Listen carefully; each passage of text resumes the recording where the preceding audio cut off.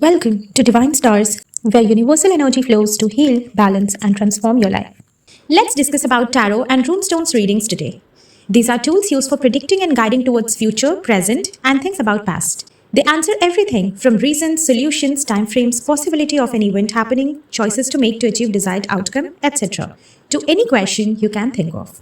They answer everything about how, why, and what. Mainly used for guidance towards the right path. Oracle cards, commonly known as angel cards, are mainly used to provide guidance over a topic. How do they work? Our future is a reflection of present. They pick up on current energies of recipient and predict and guide towards future. Pick up on past energies and tell us reasons and lessons behind experiences. Here, reader acts as a channel of recipient's energies and uses cards or runes as tools to interpret divine messages. What not to ask? Avoid asking free will questions, as no energy interferes with free will and hence they cannot answer that accurately.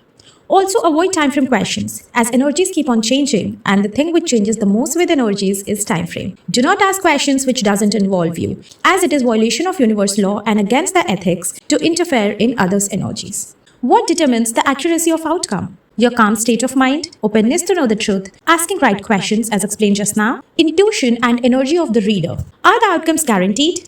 It's not 100% guaranteed, as future is not set on stone. It's determined by our energies, choices and actions. Let's say if you are well prepared for an exam and ask whether you'll pass it. The answer says yes, but later you choose not to appear in exam. Do you expect reading to be true and you clearing the exam?